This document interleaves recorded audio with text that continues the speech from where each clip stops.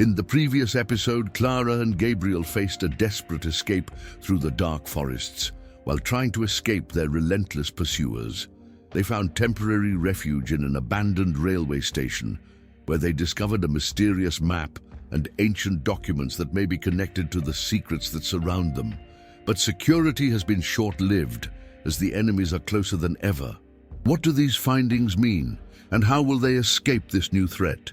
The escape through the forests became more challenging with each step.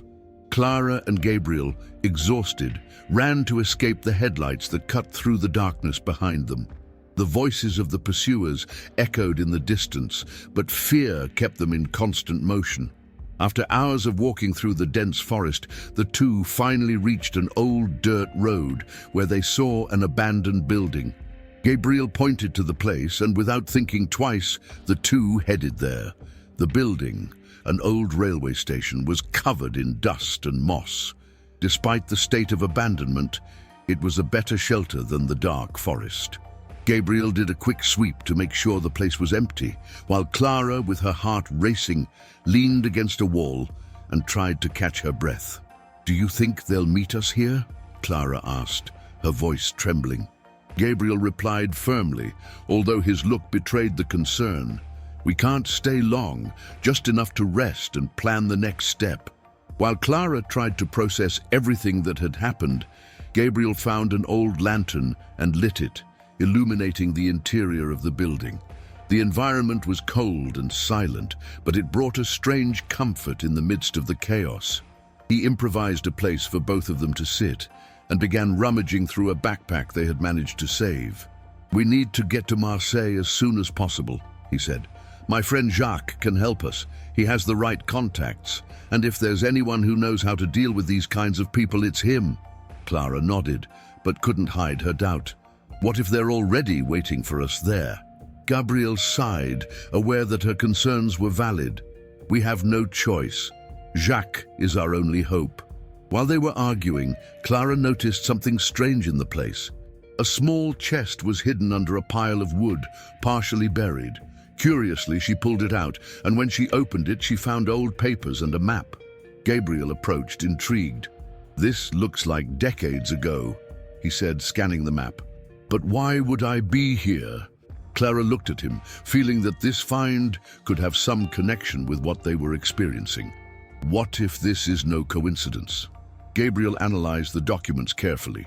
Among them were mentions of an unknown organization, references to clandestine operations, and coordinates that pointed to locations near Marseille.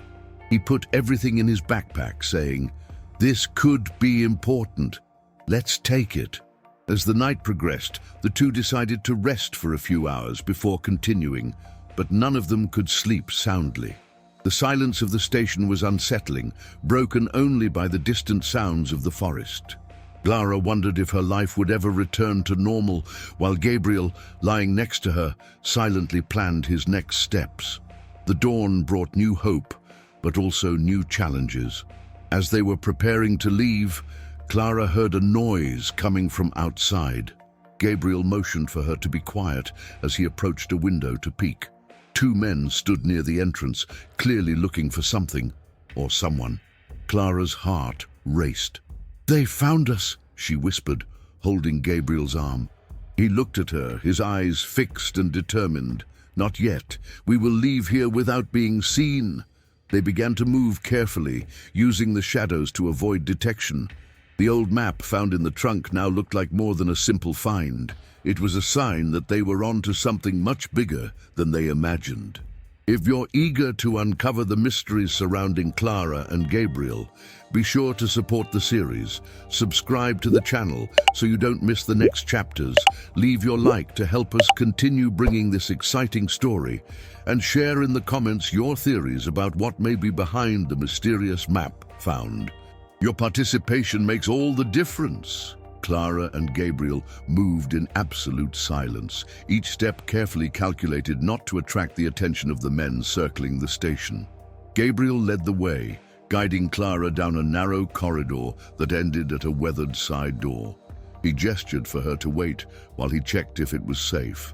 After a few seconds, he called out to her with a quick flick of his hand. The door led to an abandoned trail where tall weeds and trees partially covered the view of the site. Using the vegetation as protection, the two moved slowly, trying to increase the distance between them and the pursuers. The map, now tucked away in Gabriel's backpack, seemed to pulsate in his mind. He knew that the coordinates marked could be crucial, but it was not the time for detours. Marseille was still the goal. As they walked, Clara began to feel the weight of the situation. Fatigue, both physical and emotional, was beginning to take its toll. She paused for a moment, taking a deep breath to catch her breath. Gabriel noticed her hesitation and walked over. "We are almost out of reach. Hold on a little longer," he said, his voice low but firm. Clara nodded, gathering the strength to continue. After nearly an hour of careful walking, the two reached a secondary road.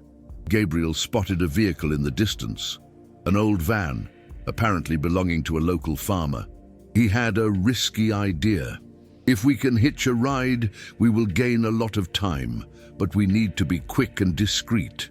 They waited for the van to approach, and, at the right moment, Gabriel signaled to the driver, an elderly man with a kind appearance. The man stopped, visibly suspicious, but Gabriel was direct. "Sir, we are traveling to Marseille, and we need help. Any distance it can take us would be a great favor." The man hesitated, looking at the two with appraisal eyes. Clara, noticing the tension, tried to soften the situation with a smile. "It's very important, sir. We are facing difficulties and we have no other option." After a moment of silence, the man beckoned them to go upstairs. During the trip, Gabriel remained on his toes, constantly looking back through the window of the van.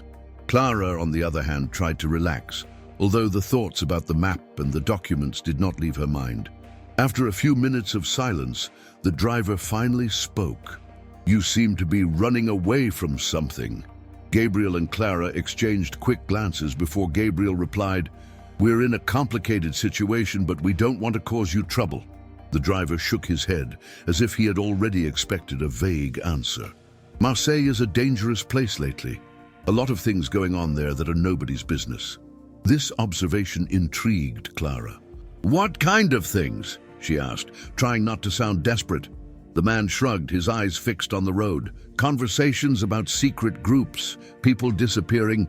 I don't know for sure, but they say there's more to the city than meets the eye." The driver's words confirmed Gabriel's fears. He knew that Marseille would not be a safe haven, but he also knew that the city held answers. After a few more kilometers, the man stopped at an intersection. "I can't go any further, but this road leads straight to the entrance of the city. I wish you good luck." Thanking for the help, Clara and Gabriel got out of the van and started walking along the road. Marseille was already visible in the distance, its lights twinkling like a beacon in the midst of the growing darkness. As she entered the city, Clara felt a shiver run down her spine. The streets were agitated, but there was something strange in the air, as if everyone was on alert. Gabriel, for his part, seemed to know exactly where to go. "Jacques lives near the port. He can hide us while we try to understand what we find." Crossing the winding streets, they finally arrived at a small apartment above a hardware store. Gabriel knocked on the door 3 times, 1 pause, and then 2 more times. A tall, burly man opened the door with a cautious expression. When she saw Gabriel, her expression changed to surprise and relief. "Gabriel, I didn't expect to see him so soon," the man said, hugging him quickly. Gabriel introduced Clara, briefly explaining the situation.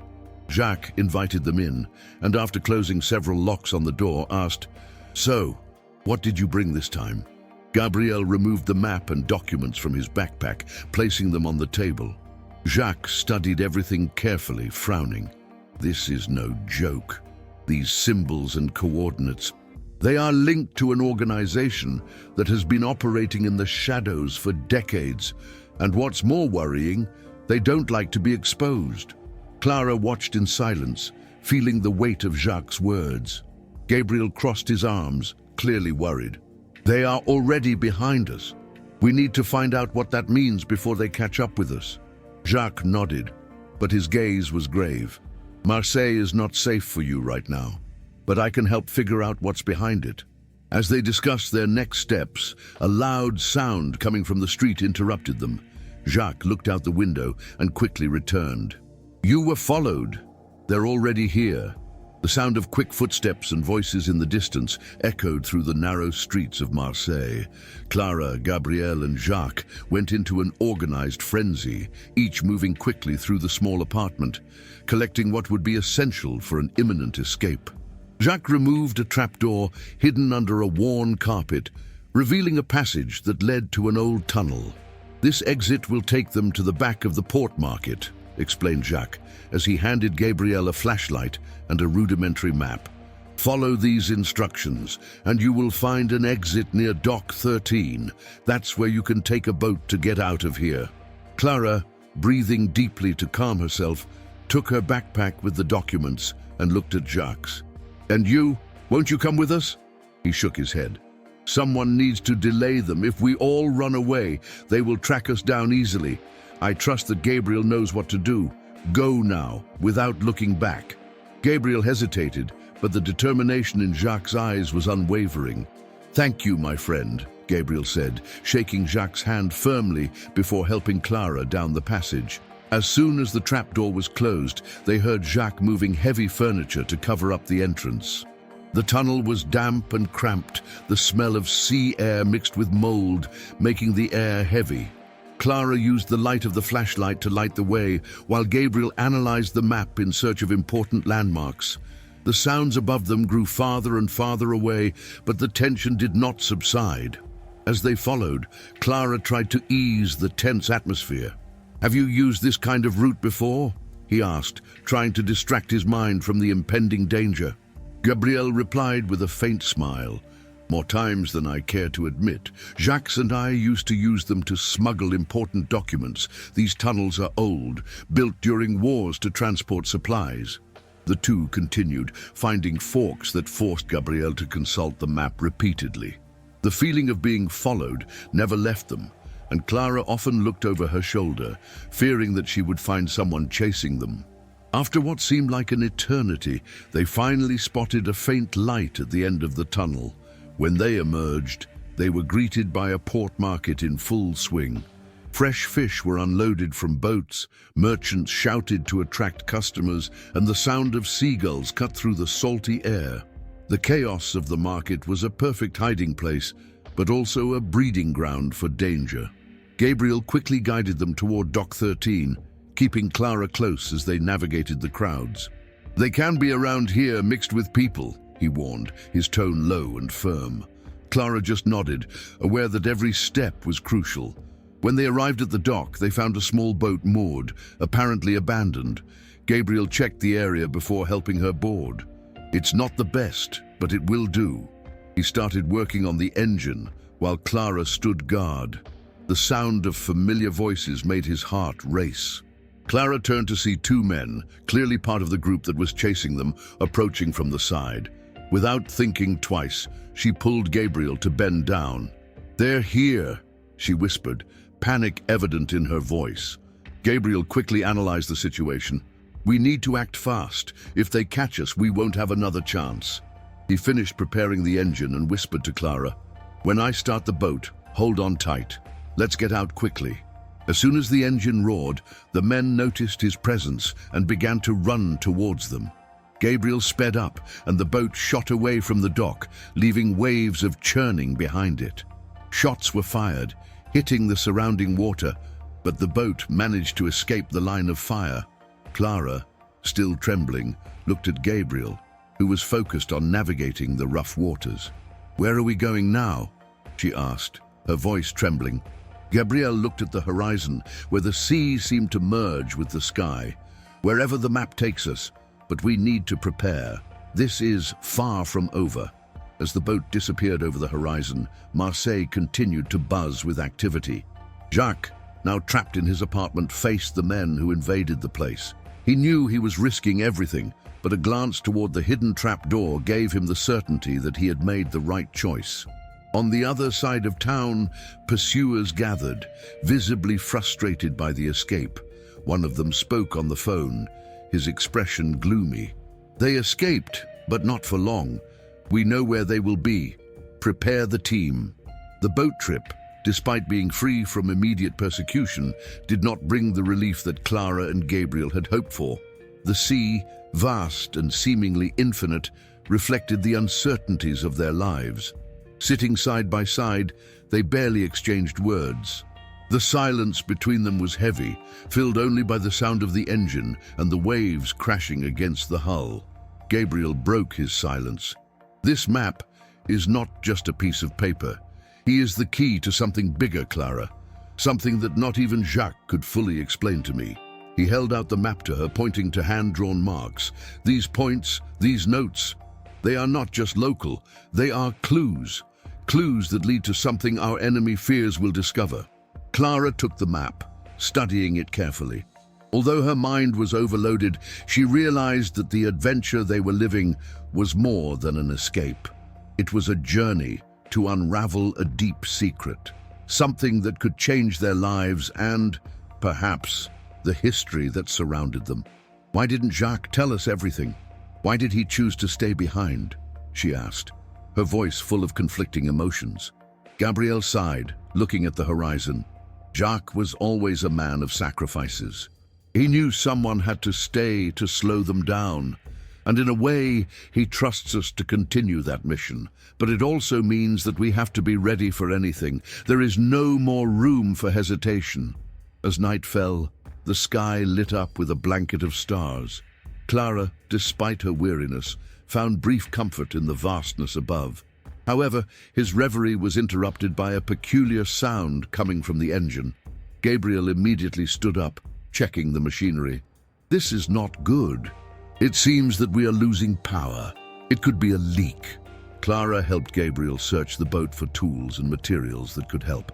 As they worked together, their synchronized movements showed a level of mutual trust that was growing stronger by the moment. Gabriel managed to make a temporary repair, but warned, "This will take us to the next port, but no more than that. We need to find a safe place to stop." When they saw lights in the distance, they both breathed a sigh of relief.